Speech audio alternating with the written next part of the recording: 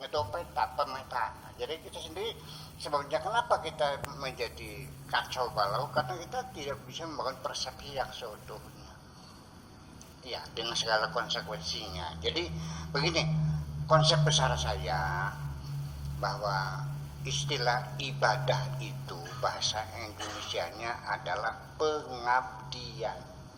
Abada yang butuh ibadatan itu pengabdian. Kalau dia mengabdi kepada negara namanya abdi negara. Kalau mengabdi kepada uang namanya abdi uang. Kalau mengabdi kepada Allah namanya abdi Allah. Lalu seperti apa pengabdian itu? Ya semua gerak kita, ucapan kita, pikiran kita, perasaan kita, keringat kita, semuanya ditujukan untuk siapa?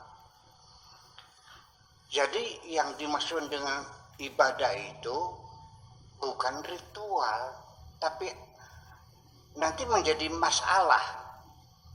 Kalau ibadah itu dalam artian bentuk kerjaannya, maka kita mengatakan sholat ibadah, puasa ibadah, zikir ibadah, dagangan kerja, ke kantor kerja. Nggak jelas nanti. Ujung pangkalnya nggak jelas. Jadi, apa sih ibadah itu?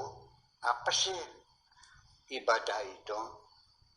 Yang membedakan antara ibadah dan kerja adalah duluan kita, majikan kita. Yang jadi majikan siapa? Majikanmu siapa?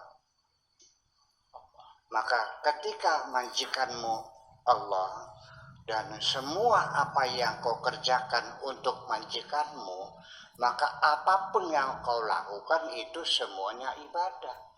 Termasuk kencingnya, beraknya, kentutnya juga itu semuanya ibadah. Tetapi kalau majikanmu bukan Allah, majikanmu adalah jabatan kekuasaan, sekalipun kau bagi-bagi duit, itu bukan sodakoh namanya. Iya. Betul enggak? Jadi sekalipun sholat kamu, haji kamu, kalau majikan kamu bukan Allah, ya bukan ibadah namanya. Itu sih persoalannya. Nah, jadi artinya bahwa saya melihat orang sederhana, tukang macul, tapi saya merasakan ini orang beribadah kepada Tuhan. Dia menghitung sendiri mana yang halal, mana yang haram. Di tengah dia ngisi bak kamar mandi nenek saya, sedang karena musim panas jadi ngambil air dari sungai, ngisi bak karena sumurnya kering. Di tengah mengisi air itu nenek saya memanggil dia suruh makan nasi goreng. Dia coba makan dulu, makan. Dia makan nasi goreng.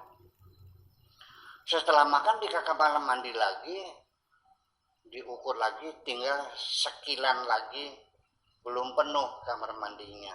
Dia bilang harus dipenuhi supaya nasi goreng yang saya makan menjadi halal. Dia menghitung kok. Dia bukan kiai, dia buruh tani, tapi dia menghitung sendiri. Kenapa? Semua yang dia lakukan adalah untuk Allah, bukan untuk ini. Begini maksud saya. Di dunia kita punya dunungan, punya majikan, punya bos, punya atasan. Oke, secara birokrasi kita melaksanakan perintah majikan. Tapi semuanya, dari presidennya, gubernurnya, bupatinya, punya, camatnya, tukang beca, semuanya adalah ibadullah. Semuanya bekerja kepada Allah. Majikan kita hanya satu, hanya Allah. Jadi kita adalah sama sebagai hamba Allah. Ini ibadah ini sendiri sesungguhnya punya pandangan filosofis menuju membangun peradaban berdasarkan persatuan dan kesatuan berdasarkan kesetaraan. Ini yang belum banyak dipahami oleh orang. Kalau kita beragama Islam, dengan majikan saya baca bahasa bilang berdomak, nggak ada urusan dengan kamu. Engkau juga hamba Allah, aku juga hamba Allah, sama kok. Hanya beda posisi saja di dunia.